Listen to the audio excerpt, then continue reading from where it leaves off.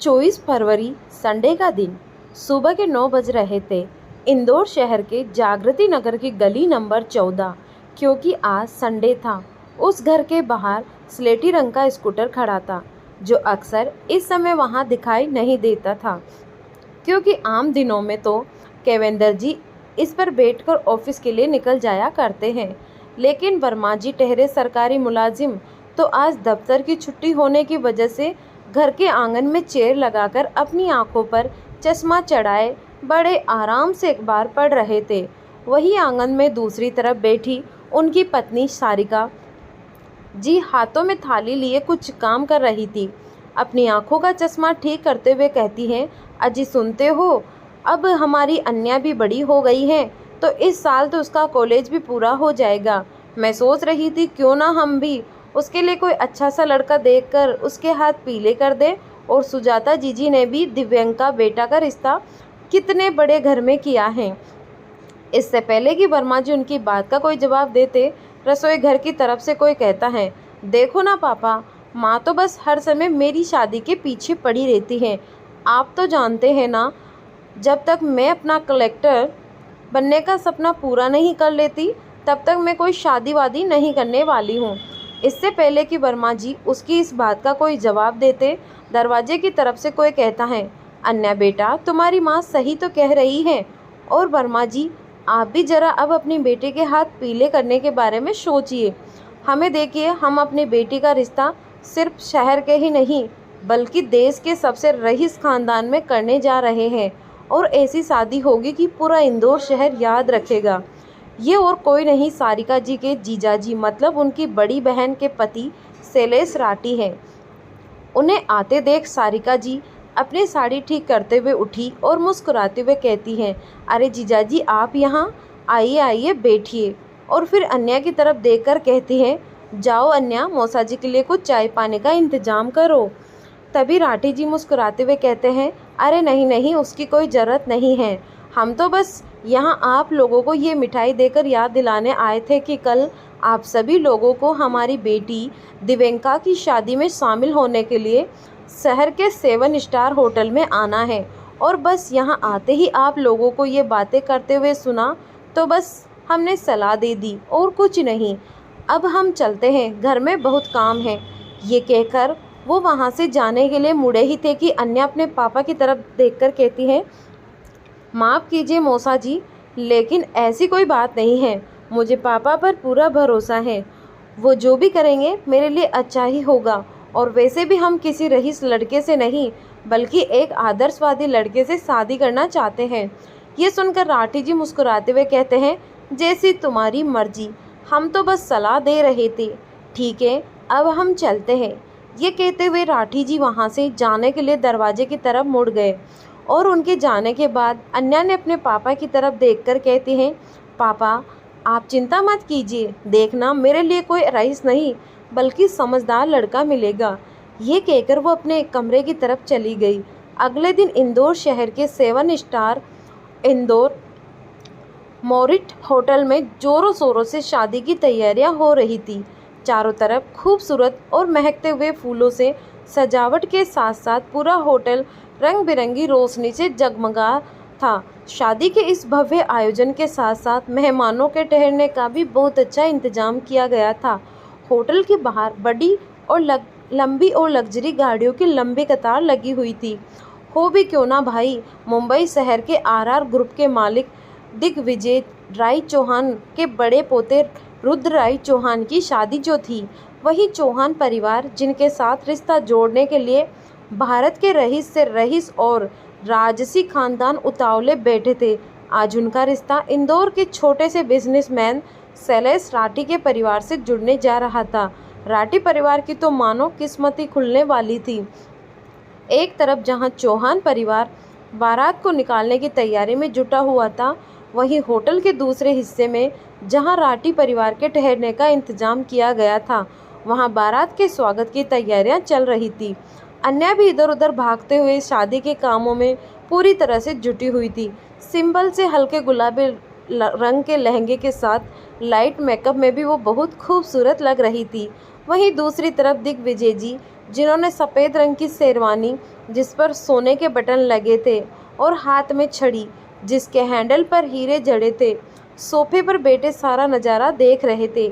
उनकी बड़ी बड़ी मूछें उनके रोबीले ठाकुर होने का बयान कर रही थी।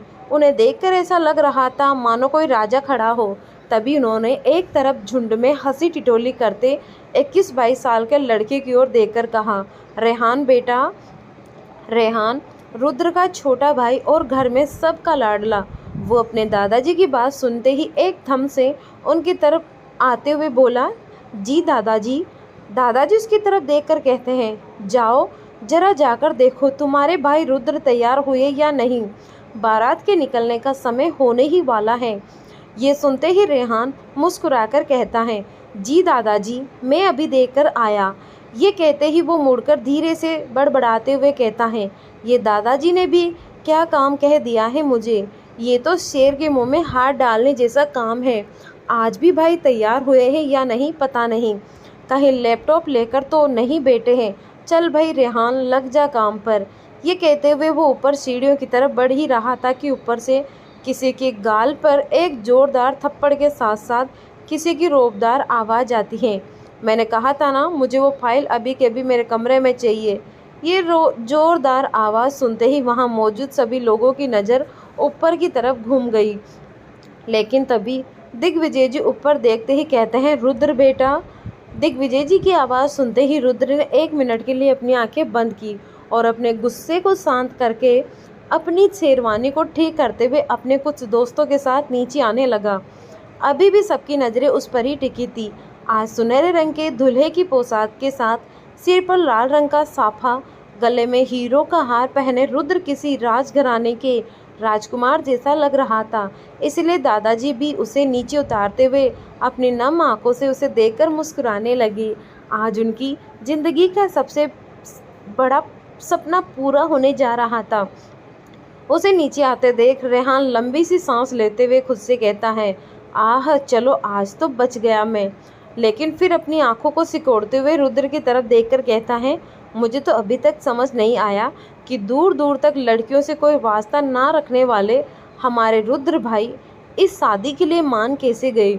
रुद्र के नीचे आते ही दिग्विजय जी ने अपने पोते की तरफ नज़र उतारी और फिर थोड़ी ही देर में पूरे गाजे बाजों के साथ रुद्र की बारात लड़की वालों की तरफ पहुंच गई, जहां बारात का जोरों शोरों से स्वागत किया गया।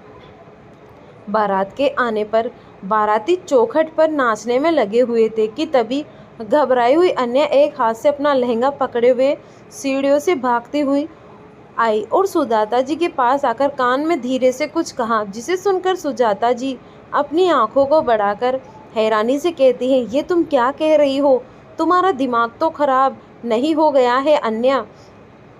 अन्या ने हाँफते हुए कहती है, मौसी जी मैं ठीक कह रही हूँ, चलिए आप खुद चलकर देख लीजिए। उसकी ये बात सुनकर सुजाता जी उसके साथ दिव्यांका के कमरे की तरफ चली गई। उन्हें ऐसे जाते हुए देख के दिव्या भी उनके पीछे पीछे चली जाती है। जैसे ही सुजाता जी दिव्यांका के कमरे में पहुंची, वो कमरे के चारों तरफ देखते हुए कहती है, ऐसा कैसे हो सकता है, कहाँ जा सकती है दिव्यांका, देखो यहीं कहीं होगी। तभी उनके साथ आई अन्या कहती है, नहीं मौसी जी हम सच कह रहे हैं, आपके कहने पर जब मैं यहाँ दिव्यांका दीदी को देखने आई तो वो यहाँ नहीं थी। तभी पीछे से एक लड़की जिसने मजंटा रंग का लहंगा पहना हुआ था, वो अपने दोनों हाथों से अपना भारी सा लहंगा पकड़े सुजाता जी और अन्या की बातें सुनकर कहती है, अरे ऐसे कैसे दिव्यांका कहीं जाएगी, मैं देखती हूँ। ये कहते हुए वो कमरे के वॉशरूम में देखने लगी और जब उसे भी वहाँ दिव्यांका नहीं मिली तो वो कमरे की दूसरी तरफ बनी बालकनी की तरफ जाने लगी। लेकिन तभी उसकी नज़र बेड पर रखे दुल्हन के जोड़े के ऊपर रखे एक कागज़ पर पड़ी, जिसे वो झट से उठाती है और ज़ोर से पढ़ना शुरू कर देती है। माँ पापा मुझे माफ़ कर दीजिए, मैं ये शादी नहीं कर सकती, इसीलिए यहाँ से जा रही हूँ, आपकी दिव्यांका। ये शोर सुनकर बहुत सारे लोग दिव्यांका के कमरे में आ चुके हैं। लेकिन ये पढ़ने के बाद उस लड़की जिसका नाम दिव्या था, जो दिव्यांका की बहन यानी राठी साहब की बड़ी बेटी, उसने अन्या की तरफ अचानक इशारा करते हुए कहा, माँ मुझे तो लगता है दिव्यांका को यहाँ से भगाने में इसी का हाथ है। लेकिन इससे पहले कि सुजाता जी कुछ कहती, वहाँ उनके पास खड़ी सारिका जी उसकी तरफ देखते हुए कहती हैं, ये तुम क्या कह रही हो दिव्या बेटी, हमारी अन्या भला ऐसा क्यों करेगी। दिव्या को ऐसे घूरते हुए देख अन्या दौड़कर अपनी माँ का हाथ पकड़कर खड़ी हो जाती है। इससे पहले कि दिव्या या कोई और कुछ कहता, कोई अपनी रोबदार आवाज़ में कहता है, बिल्कुल सही कह रही हैं दिव्या, हम जानते थे आप लोगों से हमारी परिवार की खुशी देखी नहीं गई। मुझे तो लगता है इसके साथ इस साजिश में आपका और वर्मा जी का भी हाथ है। लेकिन मैं आप लोगों को बता देता हूँ, छोड़ूंगा नहीं किसी को। बता दीजिए मुझे मेरी बेटी कहाँ है, वरना। तभी सुजाता जी अपना सर पकड़कर सोफे पर बैठते हुए कहती हैं, अब क्या जवाब देंगे हम लड़के वालों को। सोचिए जी, कहीं बारात वापस लौट गई तो। तभी दरवाजे की तरफ से एक बार फिर कोई अपनी रोबदार आवाज़ में कहता है, बारात तो खाली हाथ अब वापस नहीं जाएगी। क्या वजह थी कि इतने बड़े खानदान का पोता रुद्र राय, जिसे दुनिया की कोई भी लड़की मिल सकती थी, वो एक मामूली खानदान की लड़की से शादी करने के लिए राजी हो गया। आखिर चौहान साहब ने किसे चुना अपने पोते के लिए। क्या आज बदल जाएगी अन्या की ज़िंदगी। ये सुनते ही पास खड़ी दिव्यंका के चेहरे पर एक शैतानी मुस्कुराहट आ गई।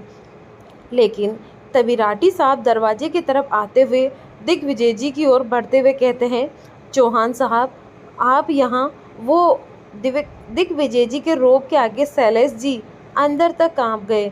आखिर उनका रोब ही कुछ ऐसा था, उन्हें समझ नहीं आ रहा था आखिर वो कहे क्या। वो खुद को उनके सामने काफ़ी छोटा महसूस कर रहे थे। वो अपने हाथ जोड़कर उनके आगे विनती भरे स्वर में बोले, हमें माफ़ कर दीजिए दिग्विजय जी। वो दिव्यंका मंडप छोड़कर पता नहीं कहाँ चली गई है। उनकी बात सुनकर भी दिग्विजय जी को कोई हैरानी नहीं हुई। दिग्विजय जी ने काफ़ी शांत स्वर में पूछा, क्या दुल्हन शादी के लिए तैयार नहीं थी। उनकी बात सुन शैलेश जी तुरंत तुनक कर बोले, अरे नहीं नहीं मिस्टर चौहान जी, ऐसी बात नहीं है। मेरी दिव्यंका तो काफ़ी शरीफ गुणी सुलझे विचारों की धनी है मेरी बेटी। फिर अन्य की ओर इशारा करते हुए कहते हैं, सब इसकी ही करतूत हैं।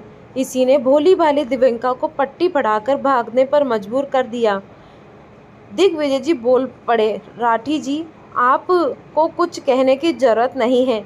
यह सब सुनने के बाद हमने फैसला किया है कि ये शादी तो तय मुहूर्त पर ही होगी, फिर चाहे मंडप में हमारे पोते के साथ दुल्हन के जोड़े में कोई और ही क्यों ना बैठे। अब सबकी नज़र एक बार फिर अन्या की तरफ हो गई, जो सिसक कर अपने पिता के सीने से लगी रोई जा रही थी। वो लाख बार सबको कह चुकी थी कि उसकी कोई गलती नहीं है, पर फिर भी कोई मानने को तैयार नहीं था सिवाय उसके पिता के। तभी शैलेश जी दिग्विजय जी के आगे हाथ जोड़ के बोले, हमें माफ़ कर दीजिए। हमें पता है इससे आपकी इज्जत को काफ़ी ठेस पहुंची है, इसीलिए इसके भुगतान के लिए मैं अपनी बड़ी बेटी दिव्या का हाथ आपके पोते के हाथ में देने के लिए तैयार हूँ। मेरी बेटी दिव्या को स्वीकार कर मुझे माफ़ कर दीजिए और मेरे परिवार की लाज रख लीजिए। उनकी ये बात किसी को समझ में नहीं आई और सब उन्हें हैरानी से देखने लगे।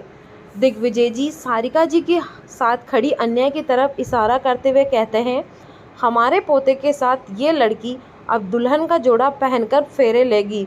और हाँ, ध्यान रहे जरा भी देरी नहीं होनी चाहिए। जल्द से जल्द इस लड़की को तैयार करके नीचे लाया जाए। ये कहकर चौहान साहब वहाँ से जाने के लिए वापस दरवाजे की तरफ मुड़ गए। कुछ देर के लिए कमरे में मौजूद सभी लोगों को सांप सूंघ गया। अन्या ये बात सुनकर घबरा गई। वो अपने पापा की तरफ देखकर कहती हैं, पापा देखिए ना, ये क्या कह रहे हैं। आप तो जानते हैं ना कि मैं अभी कोई शादी वादी नहीं करना चाहती हूँ। लेकिन दिग्विजय जी का ये फैसला सुनकर वर्मा जी को खुद कुछ समझ नहीं आ रहा था कि आखिर ये सब क्या हो रहा है। अन्या दिग्विजय जी को जाते देख अपने पापा की तरफ देखकर कहती हैं, पापा आप चुप क्यों हैं, कहते क्यों नहीं कि मैं ये शादी नहीं करना चाहती। वर्मा जी को तो कुछ समझ ही नहीं आ रहा था। वो चुपचाप खड़े अपनी बेटी को ही देख रहे थे। तभी एक रोबीली आवाज़ कमरे में गूंजती है, ए लड़की, तुमने सुना नहीं दादाजी ने क्या कहा। अब ये रोना धोना बंद करके जल्दी से तैयार होकर नीचे आ जाओ। वैसे भी मुझे ना सुनने की आदत नहीं है। ये कहते हुए रुद्र आगे बढ़कर अन्या की बाजू को कसकर पकड़ते हुए कहता है, समझ गई तुम और इससे पहले कि मुहूर्त का समय निकल जाए जल्दी से तैयार होकर नीचे आ जाओ। रुद्रराय चौहान को देरी करना पसंद नहीं है। रुद्र की ये बातें सुनकर दिग्विजय जी मुस्कुराते हुए कहते हैं, चलो अच्छा हुआ बेटा तुम आ गए। अब तुम ही अपनी दुल्हन को जल्दी से फेरों के लिए नीचे लेकर आओ। तुम्हें पता है ना, हमें हर काम वक्त पर करना ही पसंद है। ये कहकर दिग्विजय जी अपनी छड़ी को जमीन पर टिकाते वहां से चले गए। उधर रुद्र के यूं कसकर बाजू पकड़ने की वजह से अन्या की कोमल बाजू में दर्द होने लगा, लेकिन ये दर्द इतना तकलीफ दे नहीं था जितना उसके लिए अपनी आंखों के सामने अपने सपने को चकनाचूर होते हुए देखना था। वो अपना हाथ रुद्र के हाथों से छुड़ाने की कोशिश करती है। अन्या की आंखों में दर्द देख अचानक से रुद्र की पकड़ उसकी बाजू से अपने आप छूट जाती है, पर रुद्र की नज़र अन्या के मासूम चेहरे से हटने का नाम ही नहीं ले रही थी। रुद्र के हाथों से अपना हाथ छूटते ही अन्या भागकर अपने पापा के पास गई और उनके गले लगकर रोते हुए कहती है, पापा मैं शादी नहीं करना चाहती हूँ, प्लीज़ आप समझाइए ना इन लोगों को, ये हमारे साथ ऐसे ज़बरदस्ती नहीं कर सकते हैं। हालांकि वर्मा जी को भी अपनी बेटी को ऐसे रोते हुए देख बड़ा दुख हो रहा था, लेकिन इससे पहले कि वो कुछ कहते, रुद्र उनकी तरफ देखकर कहता है, और हाँ, आप 10 मिनट के अंदर अपनी बेटी को दुल्हन बना के नीचे मंडप में ले आइए, यही आप लोगों के लिए बेहतर होगा। ये कहकर रुद्र वहाँ से चला गया। वर्मा जी की जुबान जैसे खुलने का नाम ही नहीं ले रही थी। सिर्फ वर्मा जी ही नहीं, वहाँ मौजूद किसी भी इंसान के मुंह से एक शब्द तक नहीं निकला। तभी सारिका अन्या के पास आकर रोते हुए उसका हाथ पकड़कर कहती है, चलो बेटा चलकर तैयार हो जाओ, मुहूर्त का वक्त हो रहा है। अन्या के कदम आगे ही नहीं बढ़ रहे थे। वो अभी भी वहीं खड़े होकर अपने पापा की तरफ उम्मीद भरी नज़रों से देख रही थी। उसे अभी भी इंतज़ार था कि शायद उसके पापा ये सब होने से रोक देंगे, लेकिन जब उसके पापा ने रोते हुए उसकी तरफ देखा तो उसकी वो उम्मीद भी टूट गई। वो आज अपने पापा की आंखों में लाचारी साफ देख पा रही थी, इसलिए चुपचाप रोते हुए अपनी माँ के साथ अंदर चली गई। सभी लोग धीरे धीरे करके उस कमरे में चले गए। अन्या एक बेसुध जान लाश की तरह आईने के सामने तैयार होने के लिए खड़ी हो जाती है।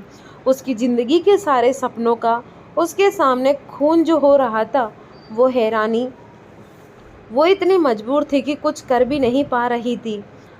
अपने सपनों के लिए हर समय सबसे लड़ने को तैयार रहने वाली लड़की आज चुपचाप अपने उन्हीं सपनों का अपनों ही हाथों से गला घोटने जा रही थी। अगले 10 मिनट में जब अन्या को दुल्हन के लिबास में तैयार करके नीचे लाया गया तो किसी की भी आंखें उससे हटने का नाम ही नहीं ले रही थी। आखिर अन्या थी ही इतनी खूबसूरत और मासूम, गोल चांद सा चेहरा, जिसे देखकर एक बार तो चांद भी शर्मा जाए। लाल रंग के उस दुल्हन के जोड़े में अन्या इतनी खूबसूरत लग रही थी मानो किसी राजघराने की रानी उतर रही हो। शायद रुद्र जैसे राजकुमार के लिए अन्या जैसी राजकुमारी ही बनी थी, इसीलिए इस तरह उन दोनों का रिश्ता जुड़ रहा था। खैर, इस धरती पर अक्सर यही होता है, जिसकी किसी को उम्मीद नहीं होती है। एक पल के लिए तो अन्या को देखकर रुद्र की नज़रें भी उसके मासूम चेहरे पर रुक गई। थोड़ी ही देर में शादी की सारे रस्में होने के बाद जब फेरों की बारी आई, अन्या बेसुध सी हालत में धीरे धीरे चल रही थी। ये देखकर रुद्र को बहुत गुस्सा आ रहा था। उसने झट से अन्या का हाथ कसकर पकड़ा और जल्दी जल्दी फेरे लेने लगा, मानो जैसे शादी किसी जबरदस्ती में कर रहा हो। फेरे पूरे होते ही रुद्र अन्या का हाथ छोड़कर मंडप से नीचे उतर जाने लगता है। उसे ऐसे जाते देख सभी हैरानी से एक दूसरे को देखने लगे। तभी दिग्विजय जी रुद्र की तरफ देखते हुए कहते हैं, अरे रुद्र बेटा, कहाँ जा रहे हो? अभी तो विदाई की रस्म होनी बाकी है।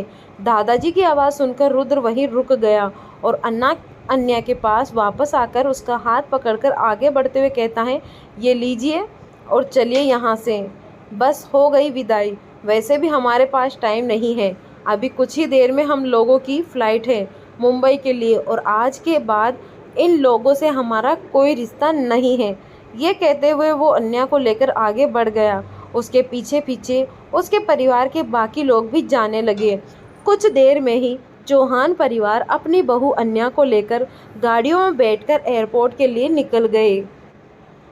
आज अन्या के सारे सपने खत्म हो गए थे। उसने कभी सोचा भी नहीं था एक ऐसे शख्स से शादी होगी जिससे लिए रिश्तों की कोई अहमियत ही नहीं थी। हमेशा दूसरों के हक की बात करने वाली लड़की आज अपने लिए कुछ नहीं बोल पा रही थी। रुद्र और अन्या चौहान विला में पहुंचे, जो किसी महल से कम नहीं था। आज तक अन्या ने इतना बड़ा घर नहीं देखा था। रुद्र और अन्या गाड़ी से उतरे। रुद्र अपने दादाजी की तरफ देखकर कहता है, दादाजी आप लोग अंदर चलिए, मैं अभी आया। हालांकि रात के 1:30 बज रहे थे, लेकिन रुद्र के घर में आने जाने का वैसे भी कोई वक्त नहीं होता था और उसकी इस आदत को दादाजी भी कभी रोक नहीं पाए। आज भी रुद्र हमेशा की तरह वहाँ से निकल गया। उसके जाते ही दादाजी ने दरवाजे पर खड़े दरबानों से घर का दरवाज़ा खोलने का इशारा किया और अन्या को अपने साथ घर के अंदर ले जाने लगे। जैसे ही घर का दरवाज़ा खुला तो सामने एक तरह कपड़े पहने नौकर की लंबी कतार थी। ये सब किसी राजघराने से कम नहीं लग रहा था। उन सब की ओर इशारा करते हुए दादाजी अन्या से कहते हैं, बेटी इस घर में तुम्हें एक माँ और बहन के अलावा बाकी सभी रिश्ते मिलेंगे और शायद इसी वजह से ये घर नहीं बल्कि मकान ही बन रहा है। अब इस मकान को घर तुम्हें बनाना है। मुझे पूरा विश्वास है कि तुम अपनी जिम्मेदारी को बहुत ईमानदारी के साथ निभाओगी। अन्ना बेचारी क्या बोलती। जहाँ ससुराल की चौखट पर पहुंचकर हर लड़की का उसके नए घर में बड़े ही शान से स्वागत किया जाता है, वहीं उसका स्वागत करने के बजाय उसे एक बहुत बड़ी जिम्मेदारी दी गई। खैर अभी तो अन्या कुछ सोचने समझने की हालत में नहीं थी, इसलिए वो चुपचाप बस देख रही थी। दादाजी उसे शांत देखकर आगे कहते हैं, चलो बेटी रात बहुत हो चुकी है, तुम बहुत थक गई होगी, जाओ जाकर अपने कमरे में आराम करो, बाकी बातें हम सुबह करेंगे।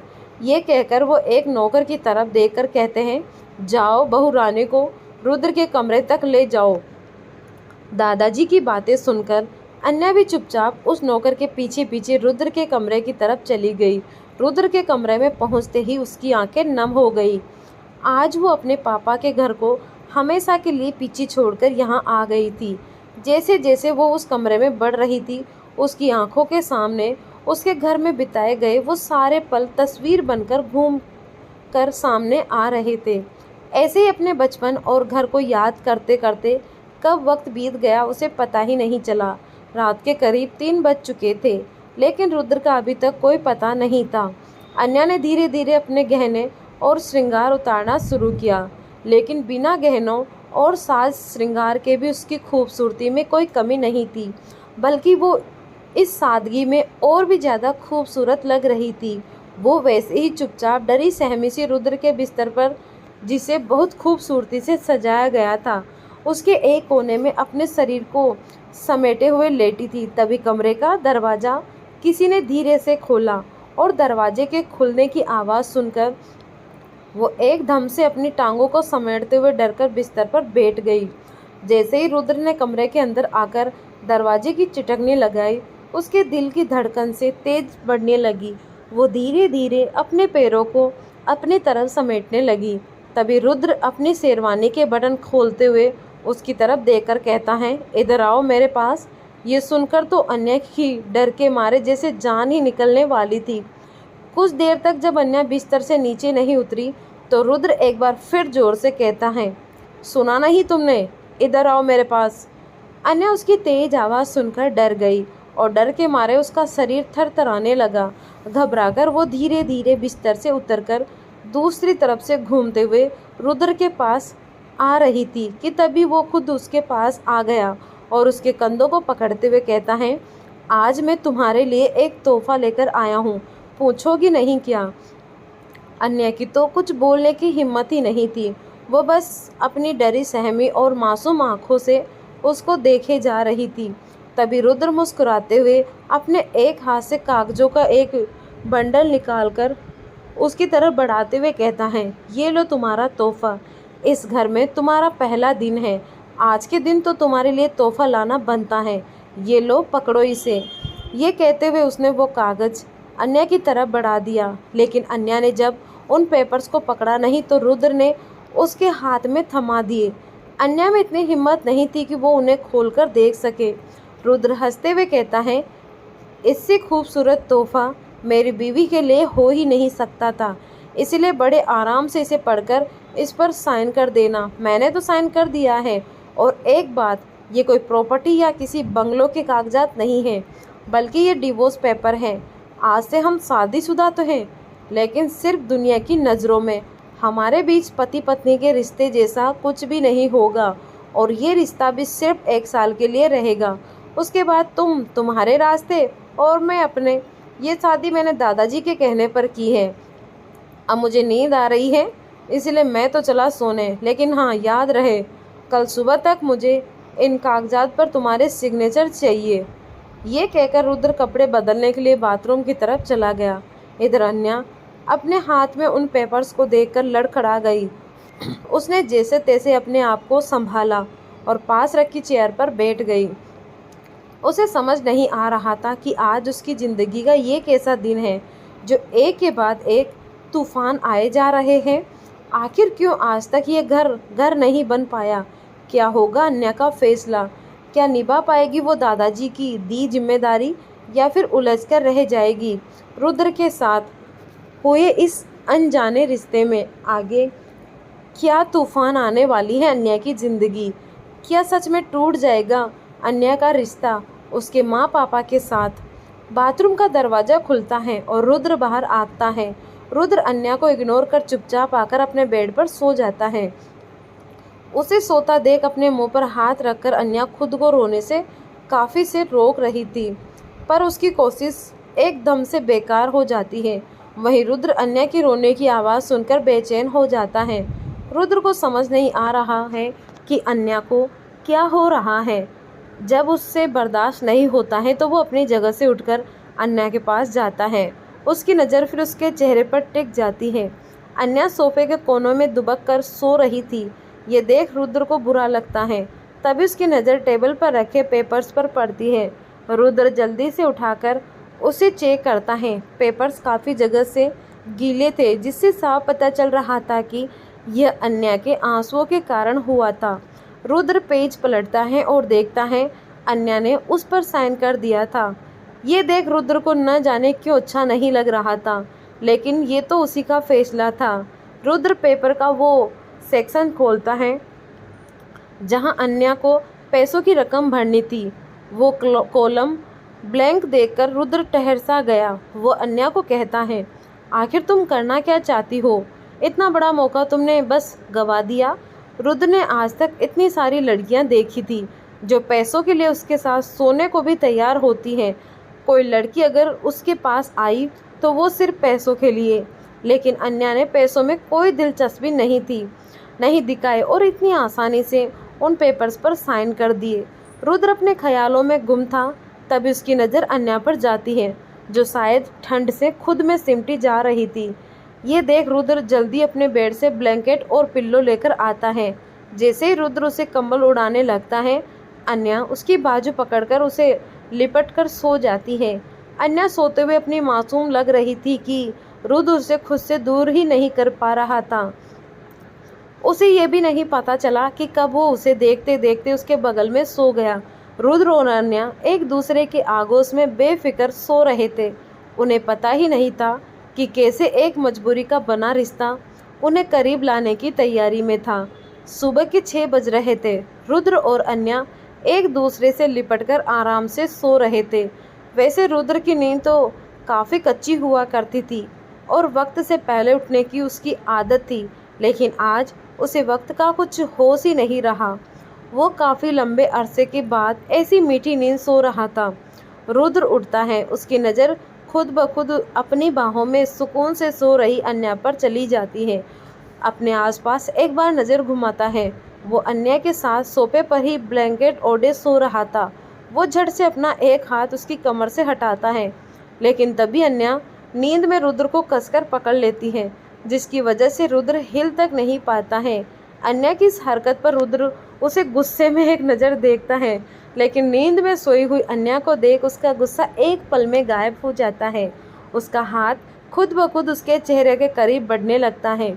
अपनी उंगली से उसके चेहरे पर आ रहे बालों को हटाते हुए उसे प्यार से देखने लगता है। रुद्र को ना जाने क्यों आखिर उसे ऐसे देख सुकून महसूस हो रहा था, लेकिन रुद्र की छुअन का एहसास होते ही अन्या अपनी आंखें अचानक खोल देती है। दोनों की आंखें एक दूसरे से मिलती हैं। उनमें एक अलग ही कशिश थी जिसकी वजह से वो उस पल में कहीं खो से गए। क्या होगा उनकी ऐसी मजबूरी में कि शादी का नतीजा? क्या चल रहा है रुद्र के दिमाग में जो उसने ऐसी शर्त रखी अन्या के सामने? अन्या और रुद्र एक दूसरे में डूबे थे। तभी अन्या को होश आता है और वो हड़बड़ाते हुए बैठ जाती है। उसके हड़बड़ाने की वजह से उसका और रुद्र का सिर टकरा जाता है। अन्या अपनी पलकें झुकाकर सहमी आवाज़ में कहती है, जी सॉरी, मैंने जानबूझकर नहीं किया, वो गलती से हो गया। रुद्र अपना सिर झटकते हुए उठने लगता है, लेकिन अन्या तुरंत उसकी शर्ट को पकड़कर उसे रोकते हुए वापस अपने पास बैठा लेती है। अन्या के ऐसे खींचने से रुद्र के शर्ट के बटन टूटते हुए ज़मीन पर बिखर जाते हैं। रुद्र के 8 पैक एब्स दिखने लगते हैं। ये देखकर रुद्र अपनी आंखें भींचते हुए गुस्से में कहता है, ये क्या हरकत है? अन्या उसके ऐसे चिल्लाने पर और भी ज़्यादा सहम जाती है। वो तुरंत अपना सिर हिलाते हुए कहती है, सॉरी, मैंने जानबूझकर नहीं किया। मेरा मंगलसूत्र आपके शर्ट में फंसा हुआ है, अगर आप ऐसे उड़ते तो टूट जाता। इतना बोल अन्या रुद्र के सीने के करीब बढ़कर अपना मंगलसूत्र छुड़ाने लगती है। ये सब रुद्र को एक नई फीलिंग में डुबा रहा था जिससे वो आज तक अनजान बैठा हुआ था। अन्या मंगलसूत्र निकालने की कोशिश कर रही थी। उसके बाल बार बार उसके चेहरे पर आ रहे थे जिससे वो परेशान होकर पीछे हटा रही थी। अन्या को अपने इतने करीब देखकर रुद्र की चिड़चिड़ाहट एक पल में गायब हो गई। वो अपना हाथ बढ़ाकर जैसे उसके बालों को हटाने ही वाला था, तभी अन्या मंगलसूत्र छुड़ा लेती है और एक बार फिर उसका सिर रुद्र के सिर से टकरा जाता है। अन्या वापस से उसे सॉरी बोलने वाली होती है कि रुद्र गुस्से में सोफे से उठकर वॉशरूम में चला जाता है। अन्या तो उसे ताकते ही रह जाती है। फिर वो अपने सिर पर चपत लगाते हुए कहती है, क्या कर रही है अन्या? तू तो पागलों जैसा बिहेव कर रही है। शादी के पहले दिन ही शुरुआत ऐसे अफोर्ड तरीके से हुई, पूरा साल कैसे काटेगी इसके साथ? न जाने अब क्या क्या होना बाकी है। फिर वो अपने साथ ब्लैंकेट को देकर सोचते हुए खुद से ही कहती है, ये कहाँ से आया और ये आदमी मेरे इतने करीब क्यों था? कहीं इसने नींद में मेरा फ़ायदा उठाने की कोशिश तो नहीं की ना? फिर खुद से ही कहती है, अरे नहीं, मैं कुछ भी सोच रही हूँ। देखा नहीं कल इस अकड़ू राय चौहान ने क्या कहा था? मेरे लिए ये शादी कोई मायने नहीं रखती है। तुम इस घर की बहू तो बन सकती हो, लेकिन मेरी वाइफ बनने की कोशिश भी मत करना। अगर इसके लिए शादी कोई मायने नहीं रखती तो मैं क्यों सोचूं? मुझे भी कोई मतलब नहीं है इस आदमी से। ऐसे ही अन्या खुद से बड़बड़ाती है। तभी रुद्र वॉशरूम से फ्रेश होकर बाहर निकलता है और बिना अन्या को देखे चुपचाप कमरे से बाहर चला जाता है। अन्या अपनी नज़र कमरे में चारों तरफ दौड़ाते हुए एक ठंडी आह भरती है। दूसरी तरफ चौहान विला के बैंक एरिया में एक बड़ा सा जिम बना हुआ है जहां हर तरह की मशीन रखी है। रेहान और तविश और अभय एक्सरसाइज कर रहे हैं। शौर्य मिरर के सामने खड़े होकर अपनी बॉडी को अलग अलग पोज में निहार रहा था। रेहान उसे देख मज़े लेते हुए कहता है, शौर्य ब्रो, 15 मिनट वर्कआउट से आपके वेब्स में एक बढ़ नहीं जाएगा। ये बोलकर वो तविश को ताली देता है। शौर्य उसे घूरते हुए कहता है, मुझे पता है, मैं तो बस देख रहा था कि कहीं अपने यार का शादी की खुशी में वजन तो नहीं बढ़ गया। ये बोलकर वो टॉवल से पसीने को पोंछता है। तभी तविश कहता है, वैसे आज रुद्र भाई कहाँ रह गए? वो तो वक्त से भी पहले चलने वाले इंसान हैं। उसकी बात सुनकर शौर्य शरारती मुस्कान से कहता है, अरे छोटे, आज से पहले उसकी शादी नहीं हुई थी ना, इसीलिए सारा वक्त उसका हुआ करता था, लेकिन अब तो कोई आ गई है। तीनों हंसने लगते हैं। तभी जिम का डोर खुलता है और रुद्र अंदर आता है। उसे देखकर सबके चेहरे पर शरारती मुस्कान आ जाती है। रुद्र बिना किसी के चेहरे के भाव पर ध्यान दिए बिना अपना वर्कआउट शुरू कर देता है। शौर्य उसको आंख मारकर रुद्र के पास चला जाता है। वो रुद्र के थर्मल पर अपना हाथ टिकाकर कहता है, और भाई आज तुम्हारी घड़ी बंद हो गई या कल रात नींद ज़्यादा अच्छी आई? रुद्र उसकी बात इग्नोर कर देता है। ये सुन रुद्र के जहन में अन्या का सुबह वाला चेहरा याद आता है और वो कहीं खो जाता है। तो सौर्य उसके कंधे को अपने कंधे से हिट करते हुए कहता है, क्या भाई कहाँ खो गए? भाभी के ख्यालों में खोए हो? रुद्र शौर्य की ऐसी बेतुकी बातें सुन सुनकर पक चुका था। वो गुस्से में अपने जबड़े भींचता है और शौर्य को घूर कर कहता है, अगर अब तुम में से किसी ने एक वर्ड भी कहा तो मैं तुम सबको घर से बाहर फेंकवा दूंगा। ये सुनकर सब अपने कदम पीछे कर लेते हैं, क्योंकि वो जानते हैं कि अगर अब उन्होंने इस सोए हुए शेर को छेड़ा तो ये सच में ऐसा कर सकता है। इसलिए सब वापस अपने वर्कआउट में लग गए। जिम के बाद रुद्र वापस अपने कमरे में आता है। वो देखता है अन्या ने अब तक शादी का जोड़ा पहना हुआ है। अन्या रुद्र को कुछ कहने को होती है। रुद्र उसे इग्नोर करके वॉशरूम में घुस जाता है। 15 मिनट के बाद रुद्र जब वापस बाहर निकलता है तो फॉर्मल ऑफिस वेयर अन्या तो उसे देखते ही रह जाती है।